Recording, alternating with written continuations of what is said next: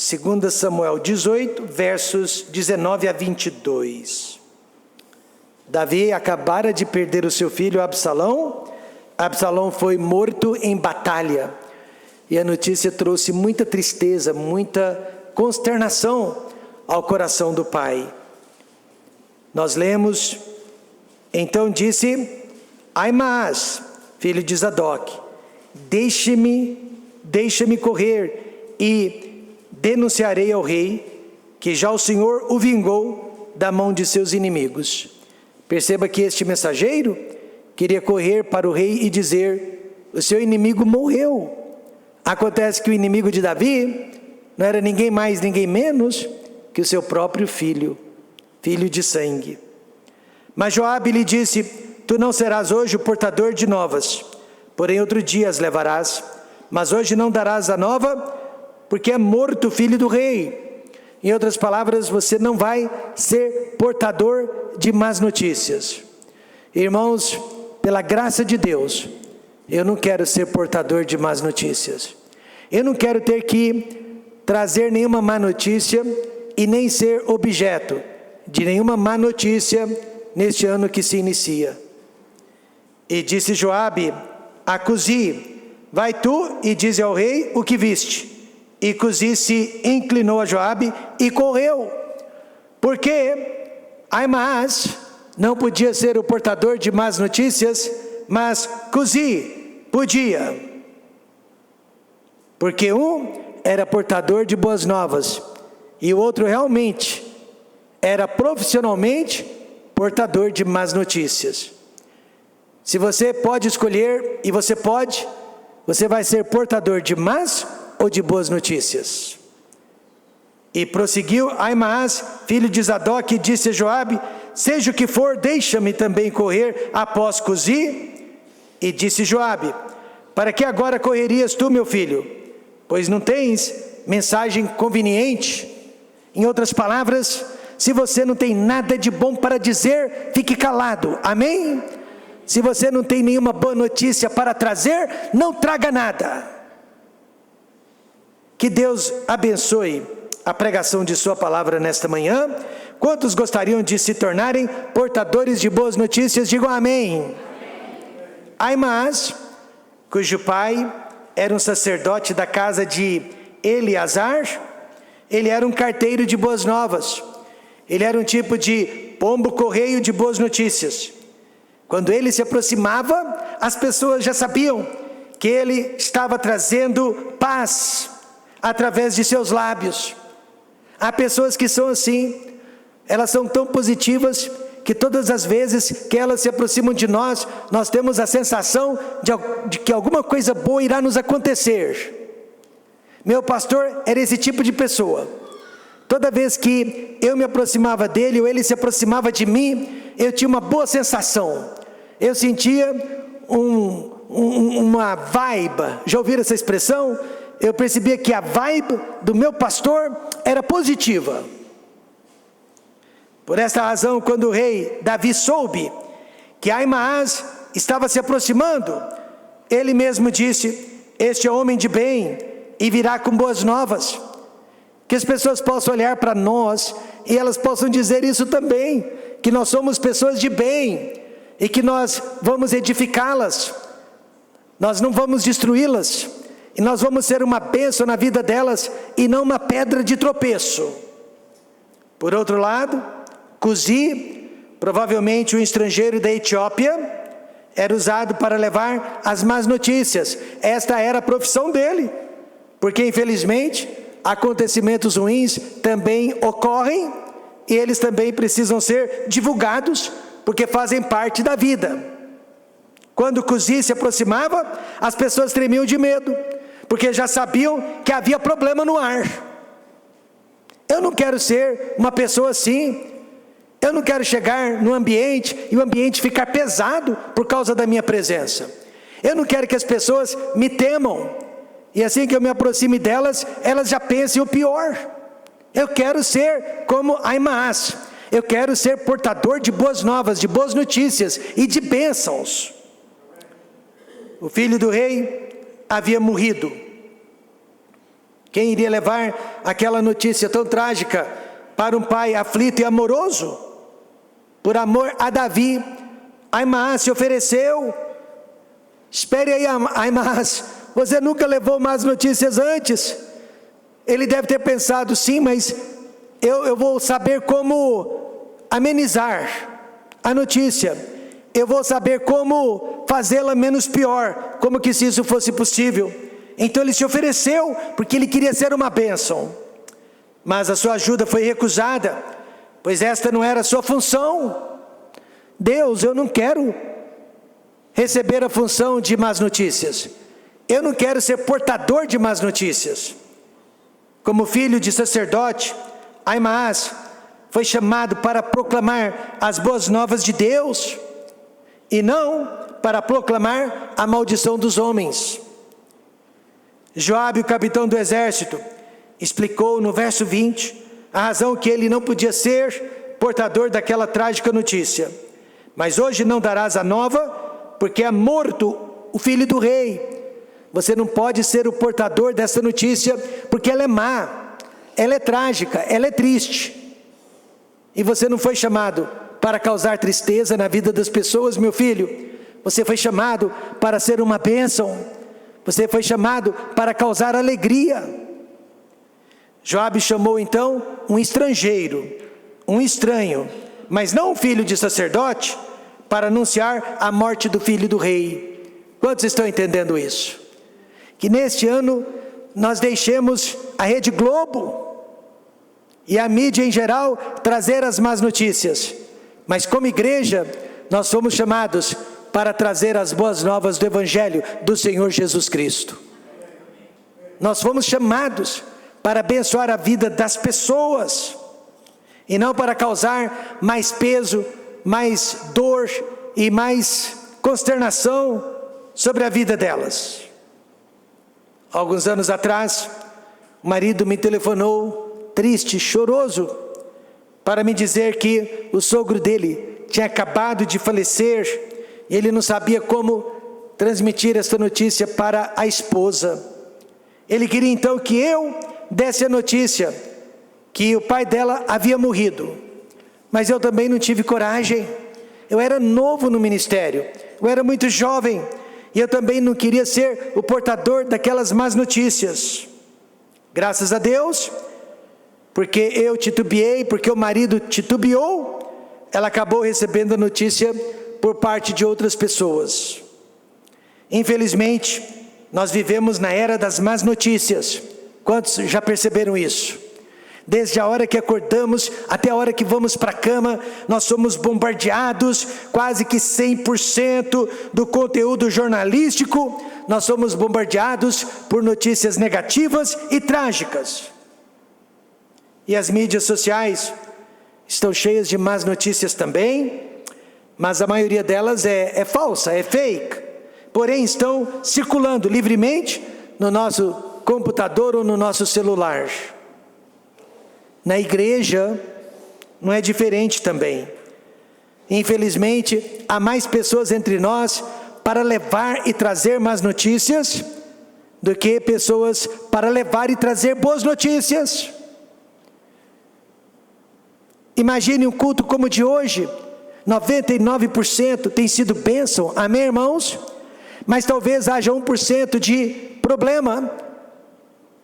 E aquelas pessoas que não vieram à igreja, elas vão ouvir do problema, mas elas não vão ouvir dos 99% de bênçãos, porque há mais pessoas levando e trazendo notícias ruins, do que levando e trazendo notícias boas, mesmo dentro da igreja. Então precisamos tomar cuidado com a nossa comunicação, pois um dia seremos julgados por cada palavra que pronunciamos, por cada palavra que escrevemos, por cada palavra que expressamos de outras formas.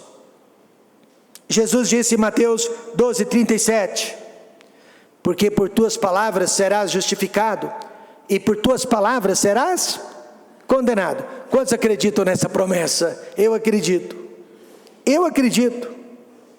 Por isso que eu quero ser portador de boas novas, precisamos ter cuidado com 3 formas de comunicação a partir de hoje. Talvez eu e você não fomos cuidadosos até agora, mas a partir de hoje, sejamos cuidadosos. Cuidado com o que falamos, cuidado com o que escrevemos, cuidado com as nossas expressões corporais. E alguém acrescentaria, e cuidado com o que pensamos. Sim, mas pelo menos o que nós pensamos fica entre nós e o nosso Deus. Nem o diabo sabe o que nós estamos pensando, amém, irmãos? Agora, quando nós expressamos, quando sai para fora o que nós pensamos, o que nós sentimos, aí pode ser um problema, aí pode ser uma causa de pecado. Por isso, em primeiro lugar, cuidado com as nossas palavras verbais. Tiago 3, verso 10 diz: de uma mesma boca procede bênção e maldição. Meus irmãos, não convém que isto se faça assim.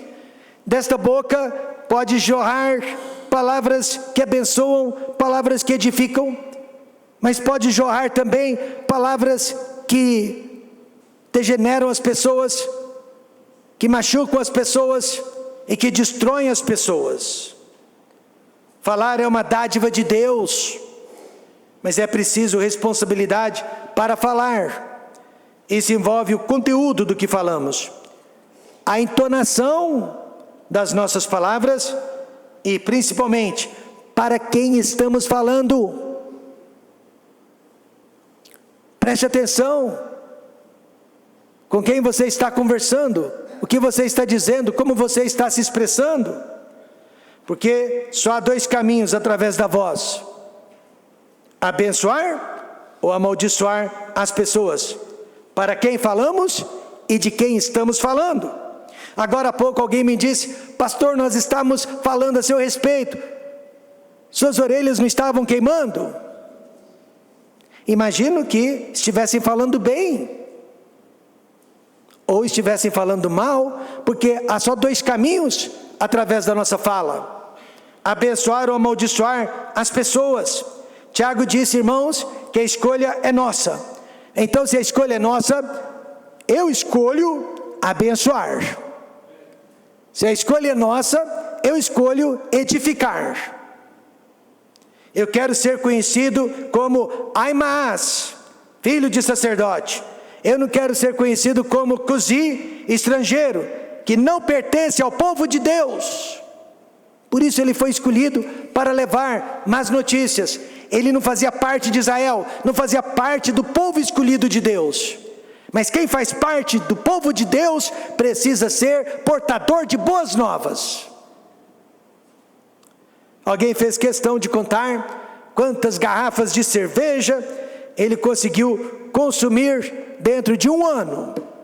E orgulhosamente ele disse que consumiu pelo menos 608 garrafas de cerveja. Na hora eu pensei, coitado do metabolismo deste homem. O fígado dele deve estar podre de tanto álcool. Mas se fôssemos contar quantas palavras positivas e negativas saíram dos nossos lábios durante 12 meses, qual seria a conta? O que pesaria mais na balança de Deus? Nossas palavras positivas ou nossas palavras negativas? Nós mais abençoamos ou amaldiçoamos as pessoas? Você sabe da resposta. Não é só o que dizemos, mas como dizemos.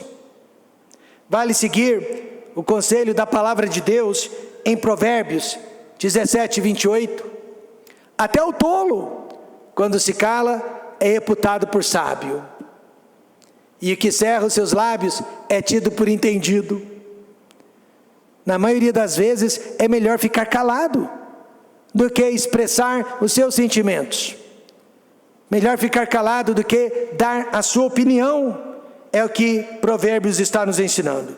Agora, o que eu vou dizer sobre o pastor Daniel Johnson e sobre a sua esposa, Dona Jerry, não posso dizer a respeito de mim mesmo. E não posso dizer da maioria das pessoas que eu conheço. Mas posso dizer a respeito deles. Este casal com quem eu convivo desde a minha infância. Nunca falou mal de ninguém na minha presença. Já ouvi algumas pessoas falando mal deles, mas nunca os vi falando mal dessas pessoas. E seus filhos já me disseram que também nunca presenciaram seus pais falando mal de alguém. Isso para mim é ser crente. Amém, irmãos? Isso para mim é ser parecido com o Senhor Jesus Cristo. Novamente, Mateus 12:37. Porque por tuas palavras serás justificado, e por tuas palavras serás condenado. Eu já peco através de tantos outros meios, eu não quero mais uma culpa sobre a minha vida. Portanto, se Jesus descesse agora para nos julgar, de acordo com as nossas falas, nos últimos 12 meses, seríamos justificados ou seríamos condenados? Cuidado com a nossa fala, cuidado com a nossa expressão verbal. Em segundo lugar, cuidado também com as nossas palavras escritas. Talvez ninguém escreve mais aqui do que eu, mas temos que ter cuidado com a escrita. Hoje nós estamos escrevendo o tempo todo por causa do WhatsApp, por causa do Facebook, por causa do Instagram, por causa do X, e nós estamos emitindo frases o tempo todo, o dia inteiro. Neemias 6, verso 6 diz: então Sambalate, que era filho do diabo, ainda pela 5ª vez, me enviou o seu servo com uma carta aberta na sua mão.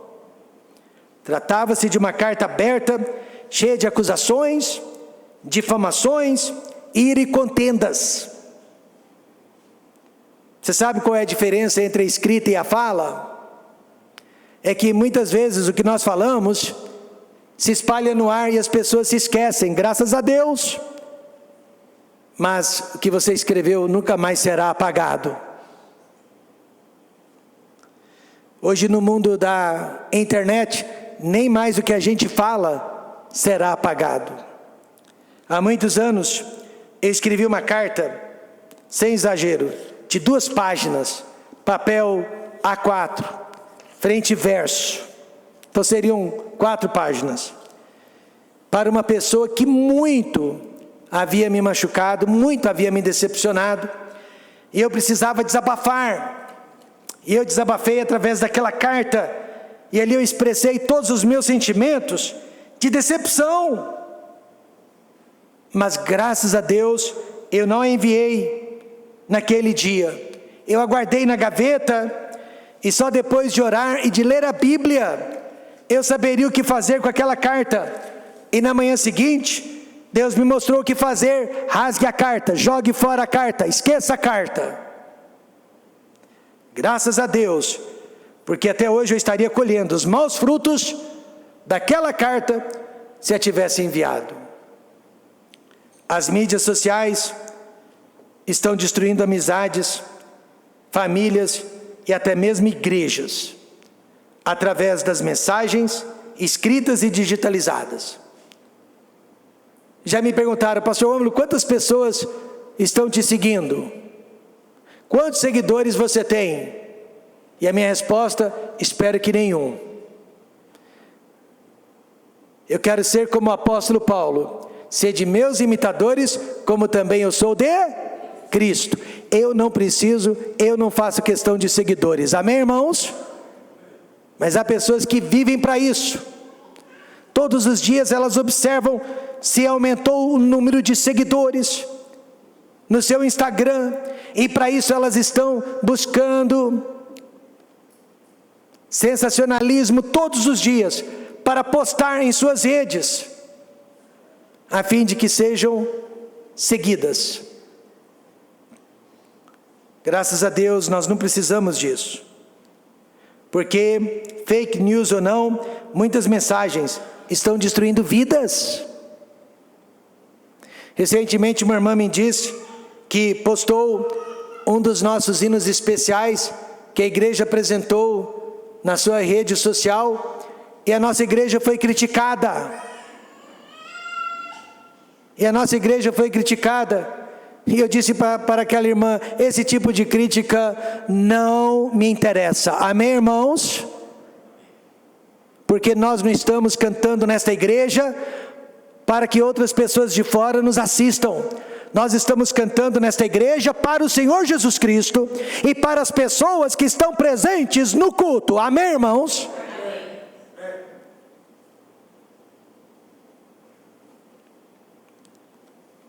Durante a pandemia da Covid-19, muitos irmãos se dividiram. Só Deus sabe. E abandonaram a igreja por causa de discussões nas redes sociais sobre vacina, máscara, lockdowns e distanciamento social. Alguns de vocês sabem a pressão que eu sofri naqueles dias, não só nesta igreja, mas principalmente na igreja em Goiânia. Durante as eleições presidenciais, muitos irmãos também abandonaram a igreja. Por quê? Porque o pastor não era de direita ou de esquerda o bastante para agradá-los. Eu já quero adiantar, neste próximo ano eleitoral, eu, CPF, eu sou um conservador, porque acredito na liberdade econômica das pessoas e acredito nos valores de família. Amém, irmãos? Eu sou um conservador. Mas eu não tenho partido político, irmãos, e muito menos um político de estimação. Eu não tenho. Eu sou de Jesus Cristo e Jesus Cristo é meu, e eu sigo a orientação de sua palavra, que é a Bíblia, e de mais ninguém.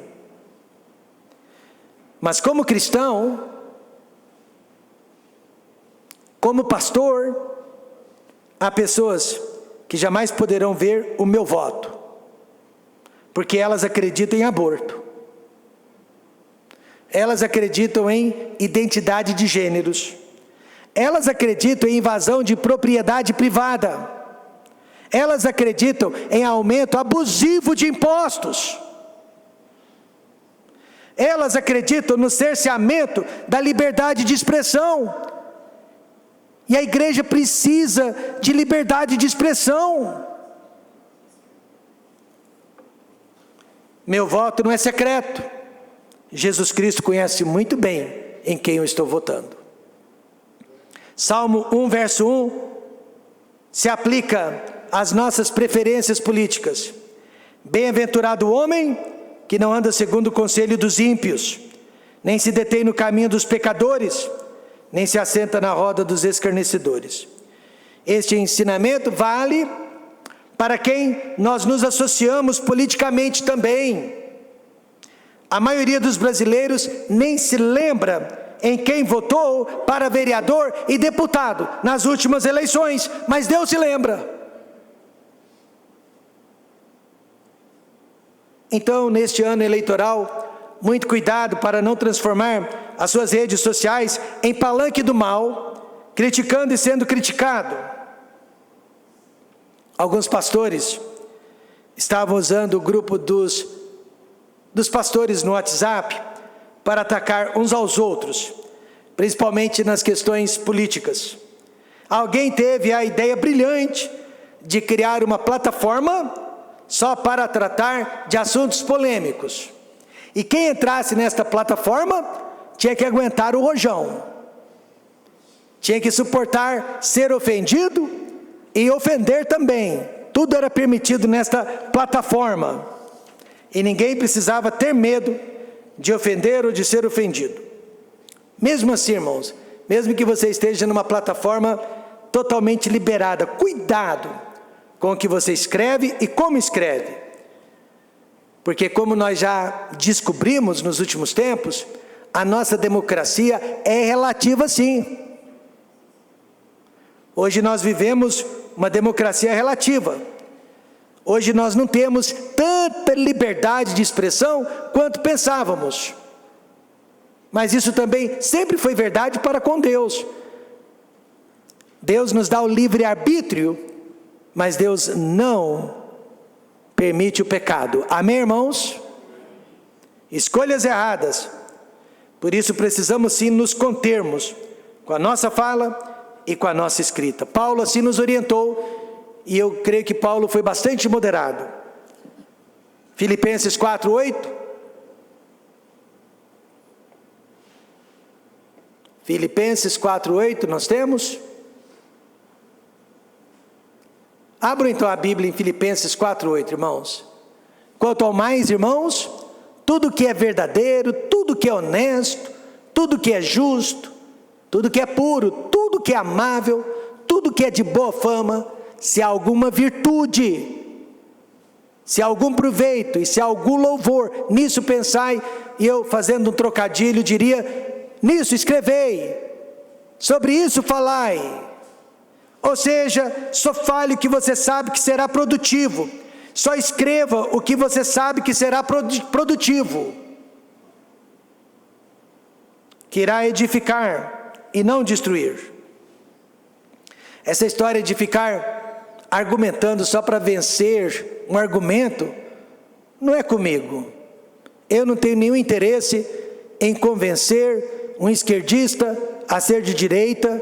Eu não tenho nenhum interesse em convencer um ateu a acreditar em Deus. Essa não é minha função. Eu não convenço ninguém. Amém, irmãos? A minha função é pregar a verdade. Não a minha verdade, a verdade de Deus. Então, em terceiro e último lugar, cuidado com os nossos gestos físicos e expressões corporais.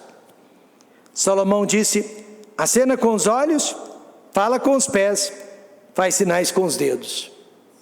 Parece brincadeira, mas é verdade. 90% da nossa comunicação é composta pela linguagem não verbal. Portanto, o nosso corpo diz muito mais sobre nós do que podemos expressar em palavras. Alguns especialistas listam, por exemplo, 5 expressões corporais que demonstram que uma pessoa está mentindo. E eu tenho até receio de passar este conhecimento para vocês, porque agora vocês vão estar observando uns aos outros, para saber se alguém está mentindo. Mas a primeira expressão é a tendência a coçar o nariz. Outros ficam puxando a orelha. E alguns ficam coçando a cabeça. Nem sempre é porque está mentindo, mas quando está mentindo, geralmente fazem essas coisas. Essa outra tendência me fez pensar no Nicolas. E o Nicolas não mente, amém, irmãos? Mas corpo em posição rígida. Hoje ele está mais tranquilo, mas quando ele começou a ler as palavras do pastor, ele parecia uma estátua. Quantos se lembram disso? Eu ficava tenso por ele. Eu ficava com dor nos ombros por ele. Mas quando uma pessoa está mentindo, a tendência é de uma posição rígida. Ela não consegue relaxar. Esse terceiro sinal é universal. A respiração e a frequência cardíaca aceleram. Olhar estático. E microexpressões faciais. O que eu acho engraçado é que nós homens não atentamos para os sinais corporais, mas as mulheres, elas prestam atenção em tudo. As mulheres são peritas em perceber os gestos físicos uns dos outros. O nosso corpo pode demonstrar amor ou ira, interesse ou desdém, humildade ou orgulho, coragem ou medo. Você não percebe que está mandando sinais, mas está. Concluindo, diante da importância da minha comunicação, eu faço as seguintes resoluções para o futuro. Primeira, falar menos a partir de agora. Será que eu vou conseguir? Vocês estão rindo, né? Falar menos não quer dizer pregar menos. Falar menos fora do púlpito. Segunda resolução: falar sempre com amor, mesmo e principalmente quando estiver censurando alguém. Será que eu consigo? Terceira resolução: expressar bons sentimentos e guardar os maus sentimentos entre eu e o Senhor. Dona Raquel vai agradecer. Amém, irmãos? Porque às vezes o ouvido da minha esposa, desculpa a expressão que eu vou usar, é usado como latrina. Por quê? Porque todo mundo acha que pode falar de tudo para ela, ela é invencível. E não é. Que Deus me ajude a guardar meus sentimentos ruins entre eu e Ele. Amém, irmãos? Desabafar para Deus, porque Deus tem os ombros largos, a minha esposa não. E o duro é que esta resolução, ela é completamente o oposto que a psicologia moderna prega, ensina. A psicologia moderna diz assim: coloque tudo para fora. É ou não é? Coloque tudo para fora, não guarde nada. Você entra no consultório do psicólogo e ele diz: me conte tudo o que você está pensando. Prefiro tirar a roupa do que desnudar a minha alma. Amém, irmãos? Eu vou desnudar a minha alma para Jesus Cristo. Mas eles querem que você desnude a sua alma. Coloque tudo para fora. O duro é que tudo que você coloca para fora, você nunca mais recobre. Então, como eu disse, a psicologia ensina o contrário. Mas veja o que Salmo 101, verso 5 diz. Aquele que murmura do seu próximo. O que eu coloco para fora é sempre a respeito de um segundo, de um terceiro. Às escondidas. Eu estou no consultório médico. Eu o destruirei. Aquele que tem olhar altivo e coração soberbo, não suportarei. Olha, eu prefiro 1000 vezes perder com o ser humano do que perder com Deus.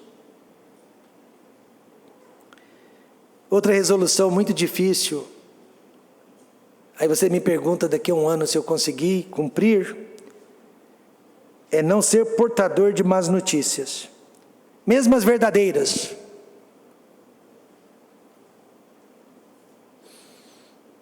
Falar somente a verdade e tomar cuidado com a minha mensagem corporal. Irmãos e irmãs, a resolução é: eu quero ser portador de boas notícias, de boas novas, eu quero ser positivo, eu quero ser uma bênção. Eu não quero ser portador de más notícias, eu não quero ser negativo, e eu não quero ser pessimista. Eu quero que minha boca produza frutos dignos do Evangelho.